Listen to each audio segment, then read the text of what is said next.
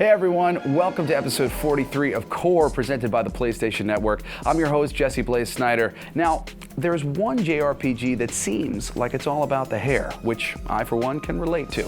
The neon-coiffed world of Final Fantasy XIII 2 has got style in spades. If you couldn't get enough of Final Fantasy XIII, and no true fan ever could, the tale continues, bringing back favorite characters while introducing new allies and foes. We asked the developers at Square Enix to introduce us to the changes, including, wow, time travel? Then, power up those nightlights, because the darkness too might make bedtime a little too scary. Face it, Jackie. You can't control the darkness, and you never could. This intense first-person shooter relishes the occult and gives you 2 demon arms to augment your dual-wielding gunplay. And I can quad wield, basically use 2 guns, 2 demon arms at the same time. Get metal and meta with Mastodon, the band providing the ripping score to the new Resistance 3 download pack. We talked with some of the members of the band about this and more. It's just the name Brutality Pack. Brutality. And found out even metal rockers got a little geek in them. Also this month, the 3D weapons-based fighting mainstay returns in Soul Calibur 5. A bunch of classic characters reappear, and you get a big roster of newcomers. Even plays Ezio from Assassin's Creed. Insieme per la vittoria. And Tiffany channels her inner dude in this month's Blu-ray Spotlight. Thanks, Jesse. And this month we are spotlighting the one, the only, The Big Lebowski, finally available on Blu-ray. All this and more in episode 43 of Qore, presented by the PlayStation Network. I'll see you on the inside. For the Chocobos!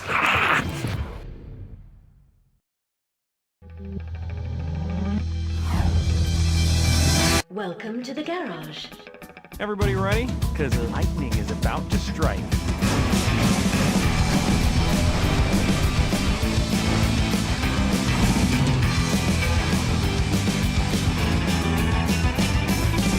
Time to show these new models what a classic can do. On the roof.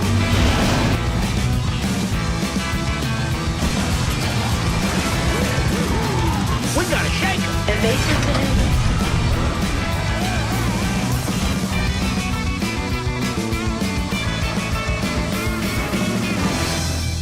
Far out, man.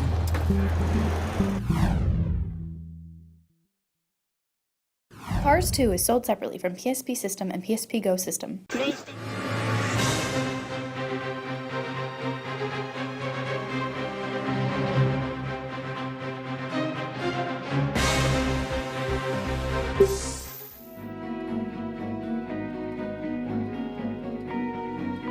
Beautiful, imaginative, and emotional.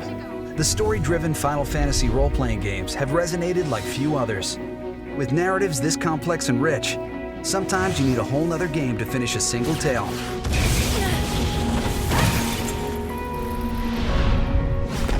A direct sequel to 2010's Final Fantasy XIII, Final Fantasy XIII 2 welcomes back characters with some unfinished business. Do you know where my sister is? Come with me. We spoke with the game's producer and director about where and when this latest adventure will take us.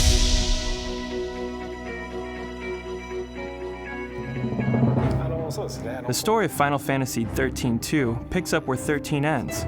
We saw that Cocoon is in a state of disrepair, so the beginning of XIII 2's story will take place on Grand Pulse, where we see returning characters working towards rebuilding Grand Pulse. I know my sister is alive out there. Lightning is missing. She's in a separate world, and the main protagonists, Noel and Sarah, set out to find her. So there's a mysterious tone to the game's setting, as the characters attempt to uncover secrets. What's happening? Like with the previous game, the mood will be serious. Players who put a ton of time into Final Fantasy XIII are already familiar with some of those names. Lightning is a strong-willed ex-soldier and sister to Sarah. As the main protagonist of Final Fantasy XIII, she led a mission to save her sister from the Falsi on Pulse. The roles are reversed in Final Fantasy XIII 2. Sarah keeps a quiet life in New Bodom, and upon learning of Lightning's mysterious disappearance, sets out on a trek with a new time-traveling companion, Noel. Yes, we said time-traveling. You see? It's a time gate. The biggest difference from Final Fantasy XIII is that in this game, the theme revolves around a time paradox. The main characters are able to progress the story by traveling through time. Lightning is in a place called Valhalla. She's waiting on the other side. So you just dial your PS3 to 1.21 gigawatts of electricity, right? This time travel is done through a new menu called Historia Crux, and players can freely choose a time period and area to continue the storyline as they wish. Battle, on the other hand, doesn't require any kind of temporal anomalies. Through the release of 13, many people around the world were able to play the game and then voice their feedback through internet and even through postcards. The previous installment was very popular, especially the battle system, which we've improved on in 13.2.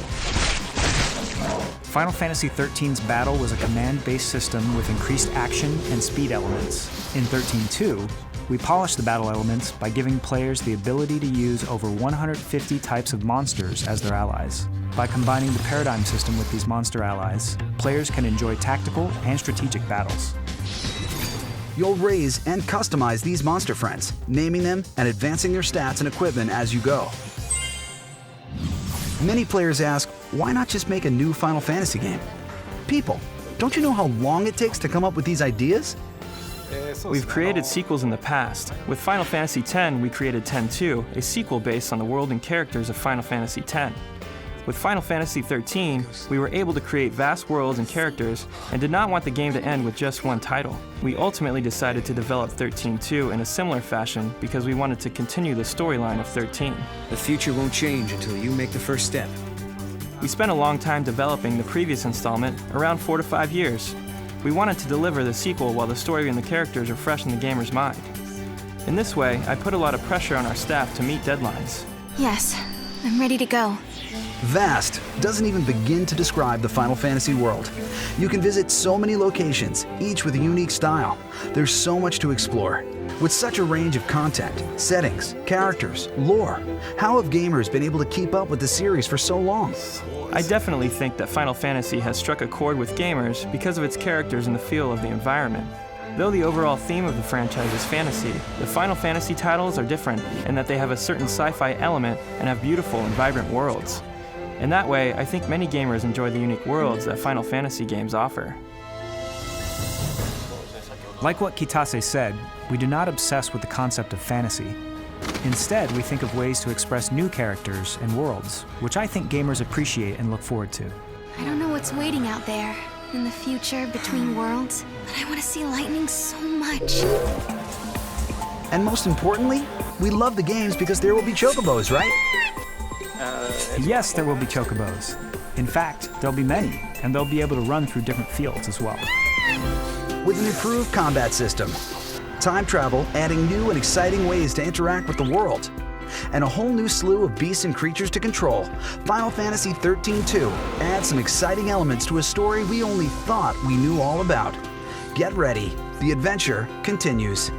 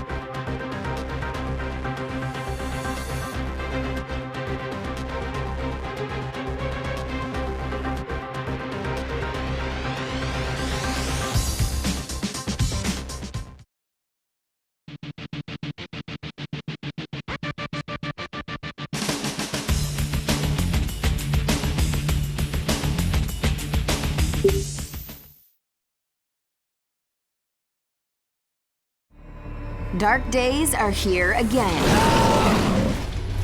Your demons are back, and as before, that's actually a good thing. Our shadowy shooter, Jackie Estacado, returns in the Darkness 2 to kick some more mobster butt, and this time, someone wants to steal his thunder. Want the darkness? We chase down some of the wise guys behind the game to shed light on Jackie's gritty new saga. All right, so tell me, where does Jackie's story pick up from? So The Darkness 2 takes place 2 years after the events in the first game. You're now Dawn of the Estacado crime family. If you remember in the first game, Jackie had the darkness, it was his 21st birthday, he got the darkness back, and at the end, he ended up killing his Uncle Paulie, so he became Dawn. So Jackie's been suppressing the darkness. He's kind of kept it down, it's a dark demonic force. It's kind of in his head, and he's pushed it down because he just doesn't want it. He doesn't want to be that guy. So now that we know Uncle Paulie is not his main foe this time around, who are some of his new enemies? He finds out that the Brotherhood is kind of the main antagonist in the story, and the leader of the Brotherhood turns out to be Victor Valente. Face it, Jackie. You can't control the darkness, and you never could. Their main mission when they started was to kind of rid the world of the darkness. But by the very nature of the darkness, it corrupts people. They want the darkness back, they know he has it, and they'll pretty much do anything that they can to kind of get it from Jackie. Jackie at that point is forced to release it and use the power, and so now he's kind of struggling with the fact that he's had to let the genie out of the bottle, per se, and how to bottle it back up. Unlike the first game, the darkness stays with you throughout the gameplay, which means you can dual-wield your firearms while also unleashing your trusty pair of demon tentacles for quad-wielding. We kind of put everything else through what we call like the digital extremes blender, and what are the things we loved and that we wanted to kind of enhance. And we loved having these two demon heads on the screen at all times. What we wanted to do is have that all at the touch of the buttons, to be able to okay, I can grab with one, I can slash with the other one, and I can quad wield, basically use two guns, two demon arms at the same time. So that's kind of a big difference between our game and the first game, and really our game and other shooters as well. You can kind of quad wield, you can use all these things at the same time. The Brotherhood will never stop, Jackie. The darkness belongs with us. In the first game, it was a little bit more as you went further, your powers just leveled up. So this time you actually are going to get to make choices as to when and where and how you want to level up. Yep, yeah. The tree's pretty vast, and yeah, it's pretty much up to the player to choose what they want to upgrade, when and where. As you go through the world, you're eating hearts, you're getting essence, you're killing guys, you're getting essence. And this essence channels into our talent and progression system, which is how you actually get new powers. A couple of the really cool ones, gun channeling. When you upgrade to that, it allows you to channel your dark powers through your guns, which give you unlimited ammo and amp damage for a short amount of time, so you can just unload. I'm a big fan of the unlimited ammo, so it will really help my Rambo tactics. Also crucial to your success in the Darkness 2 is a cheeky new Darkling companion. Right, gonna need your help here. Close your peepers a tick. In the first game, we had Darklings. There were a set of gameplay tools that you kind of commanded. In our game, the Darkling is a fully realized character, so he's got his own narrative beats. He really saves you in a lot of situations. He'll distract enemies. He'll do things like get on their head, ride them like a horse, and he'll have a hat. So he distracts them, so you can either take them out, you can do an execution, you can shoot them. And I actually hear you might get to play some of the game as a Darkling. Yep, yeah, you get to kind of experience what it's like to be this little guy. He has a different kind of view on the world. Sometimes when Jackie's incapacitated, he can still kind of take over the Darkling, and the Darkling can go and kind of, take out enemies stealthily. So you get this kind of stealth element that comes just from playing the Darkling. When you're Jackie, you're kind of a, badass, killing everything. So it's a nice change of pace. Fans who recall the compelling depiction of Jackie's tragic romance in the original will be happy to know that his ill-fated lover, Jenny, makes a return. Jenny is, in some form, in the game. Jackie's still very much in love with her. She was brutally murdered in the first game. He's been kind of fighting her death and just memories of her. He sees ghosts of her. And he's just really kind of been tormented throughout the, obviously, end of the first game and even up till now. And so she is very much a part of the second game. I really hope everyone plays the first game. It's a great game, but we're really good about bringing you into the franchise. We show you all the important beats. So once you're in there, we have a full, complete story that's kind of stands alone. It just builds on what was there. Jenny's dead. Focus. Elevating the tragedy of the story and the action of the gameplay is the rich art design, keeping the series true to its comic book roots. The developers spent a lot of time reading the comics, kind of getting to know the universe and figure out what makes those comics and that look. We took a look and we said, you know, how can we do this kind of in a graphics engine? So we tried that. We're like, okay, we'll try to make it feel really vibrant. We could do that, but how do you make it feel hand-drawn? And so we tried a lot of different techniques kind of with graphics to do that, and we realized that wasn't gonna work. So we got a team of artists together and we went through and we hand-painted every texture in the game. So it really feels when you're going through the game that you're playing a graphic novel. There was multiplayer the first time around, but now there's something called Vendetta? Yes. We have this co-op component to the game called Vendettas, and it's really exciting because I figured co-op would be a great addition to the story. It allows us to have 4 new characters, and the neat thing is they all have darkness abilities of their own. They have their own upgrade system, they have their own talent trees, and it really shows you the whole world of the darkness. This crew is helping out Jackie. You know, he is a mobster, he's a mob don. It makes sense that he has a crew that he can count on. Start practicing your creepy voice, FPS fans. Poor Jackie. With a meaty new multiplayer, solid storytelling, That's just how the darkness likes it. rich art direction, and the madcap action of quad wielding, The Darkness 2 has all the makings of a standout shooter. So turn out the lights and come to the dark side. Just try not to freak out, all right?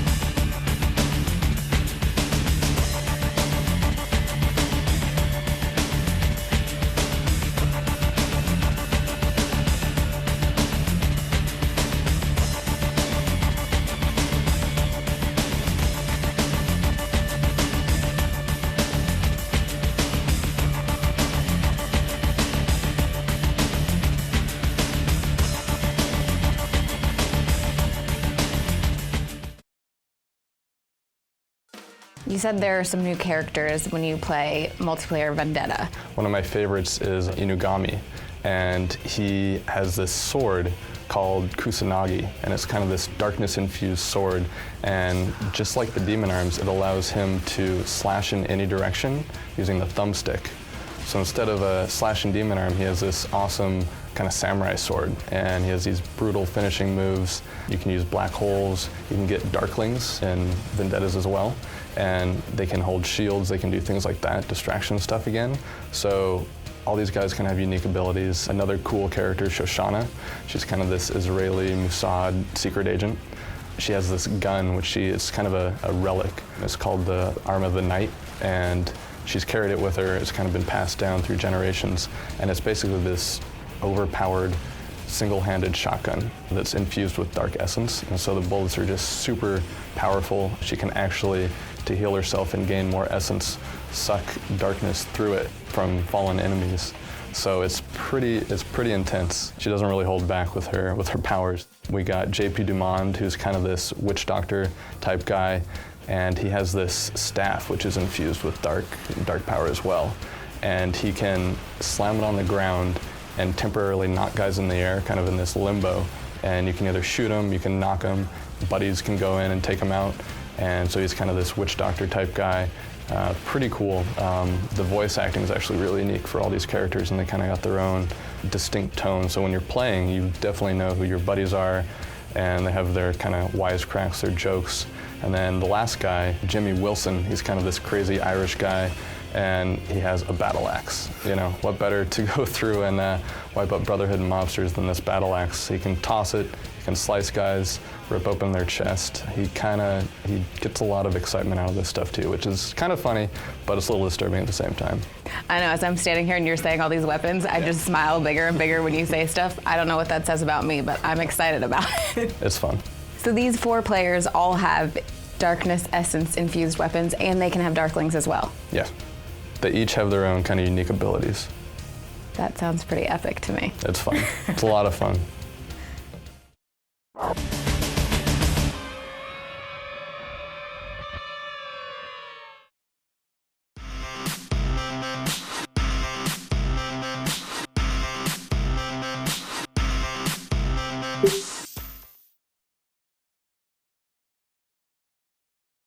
Chosen by history, a man becomes a warrior, engraved into history. A warrior becomes a hero. Wait, what? We have no idea what that means. But with this kind of action, it doesn't matter. Combine tons of moves with inviting gameplay. Mix in all kinds of characters, the weirder the better. And make the graphics as lush as an FPS. That's our recipe for a great fighting game. And the bombastic narrator and story are the 1-2 knockout signature of Soul Calibur 5. Soul Calibur 5. Dennis Lee of Namco Bandai stepped inside the ring with us. What makes Soul Calibur 5 and the Soul Calibur series different from other fighting games and other 3D fighters is really that implementation of the 3D. Soul Calibur has something called the 8-way run mechanic, which allows players to really easily kind of move in that 3D space. Weapons are actually, as much as characters, and they're just as important as the characters are in the game. And so whether you're using like a really long katana blade, or you're using short hidden daggers, or claws, or spikes, there's always kind of a different style you can have. One of the things that the team really did and worked on was making the game faster and more responsive. You're always wondering who's going to win in that power struggle.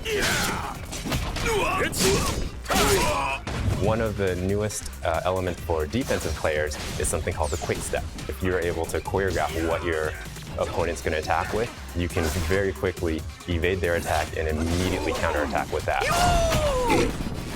Aim out.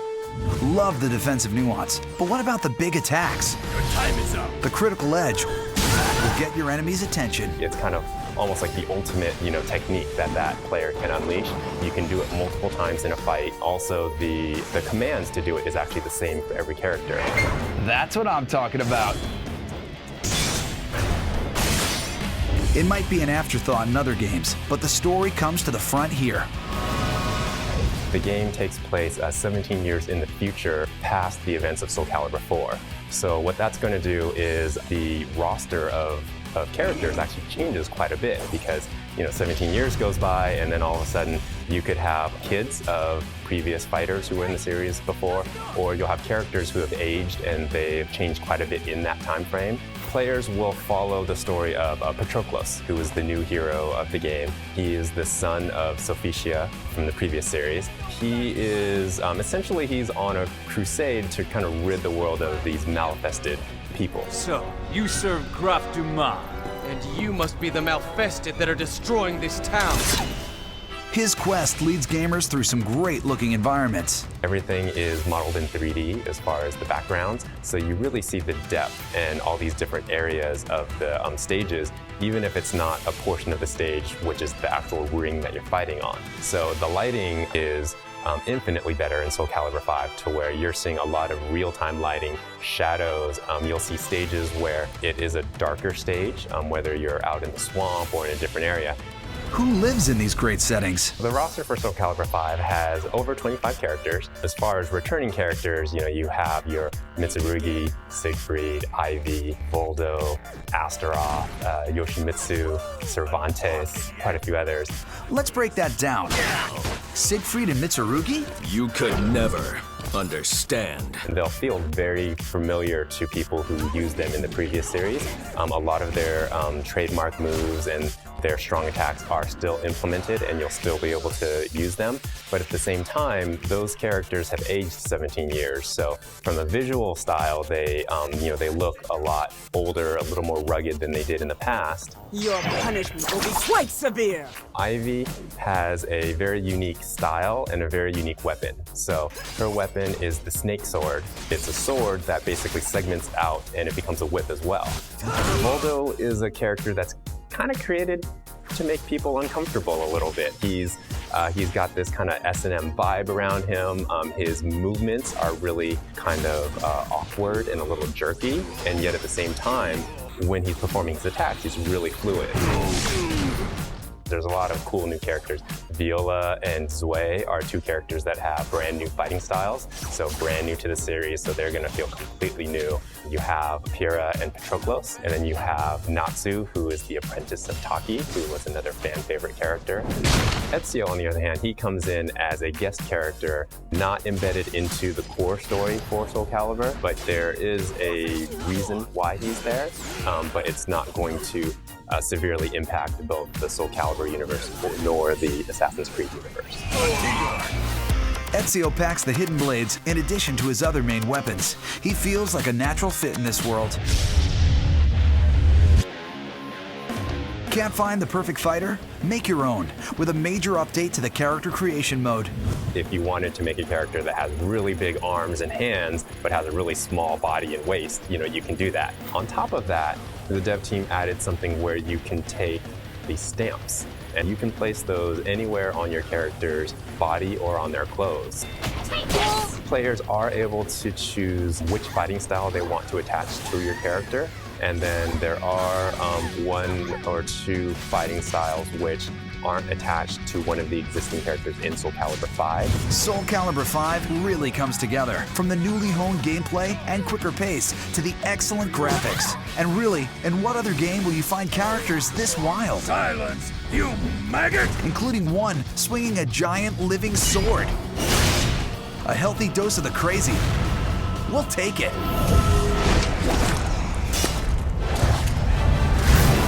Along with that announcer. Soul Calibur 5.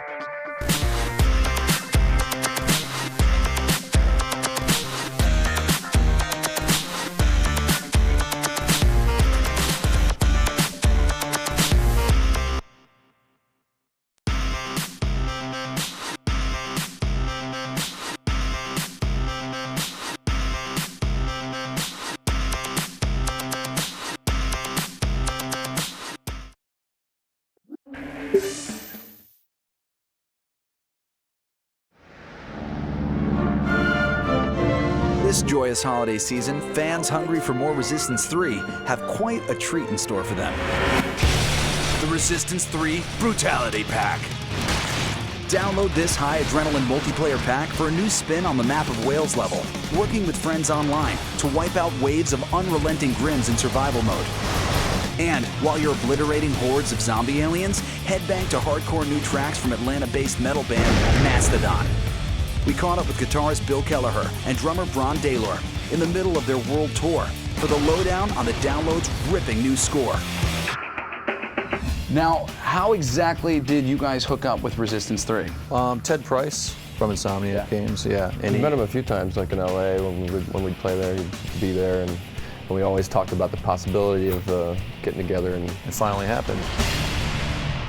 Have you had a chance to play the Brutality Pack on Resistance 3 yet? Yes. Yeah? Played it the other day in LA at the office. Is that a weird experience to be playing a video game and hearing your own tunes? Yeah, I mean, definitely.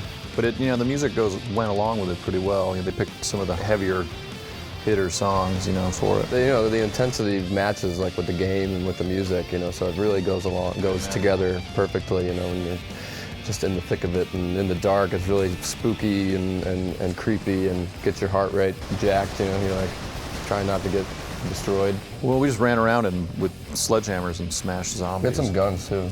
And then after a couple levels, then you get the zombies or aliens? Zombie aliens, I think. I don't know. They move kind of slow. I don't know. I just know you had to smash them. I was really, really bad at it. I was definitely the worst by far. I think I bled out like 4 times in about 5 minutes. I tried to save him, but I couldn't jump over that fence. Yeah. I was right next by his side, and he's like, "Help! I'm gonna die. I'm gonna die." You could have saved him. You watched him die. I was just learning the controls. I couldn't run. Whatever, dude. You guys have ended up on a few other game soundtracks. You were on Rock Band and you were on Brutal Legend. That's another great game. It's pretty crazy with the fighting people with the guitar. Was that the first game that you got to play and see hear your music as you played? Yeah, besides Rock Band. And what about in Rock Band? Did you guys go to play along to it? Not good at that at all. Yeah. Because I've been playing guitar for so many years, and it's not the same as playing real guitar. It's totally different. It's more. And the drums are really. I played my cousin, and he just destroyed me. Are you guys gamers in your personal life? Any big games that you like to play? Yeah, I like the NHL. I'm a big hockey fan, so. Yeah, I like the Call of Duty games. Like Black Ops. I like when it gets a little more involved than just shooting things. Yeah. You got to kind of when they throw a little bit of puzzles in there, where you have to kind of figure out. How to open something or whatever. But send drones ahead, find out where everybody is, and then stuff like that. How was Mastodon formed? Back in the late 90s, the band that Braun and I were playing in kind of dissolved, and then when we moved down to Atlanta, we had met Brent and Troy, and their band was they were looking to do something new, and we just kind of met up, and within a couple months we were on tour, had 10 songs, and we just, rest is history. Yeah, we got in our van and started playing VFW halls and bologna sandwiches. Bologna sandwiches. Nice. And, I don't know, I think it's just, kind of slowly got bigger and better for us. So what are your guys' plans for the future? We have a lot of touring that's ahead of us, basically. When you put out an album, a standard album touring cycle is around 18 months. So we intend to spend most of that time period on the road. Absolutely, and by the time you come back around, that'll be Resistance 3 Brutality Pack fans in the audience going, yes! What can somebody expect from a Mastodon performance who's heard your music in the games and now wants to go see you live? Well, it's a lot of energy, I guess. On stage, it's really intense, and we try to just come out swinging and just pummel the audience. Less talk, more rock. There's really no talking throughout the whole set. We just we Ramones it.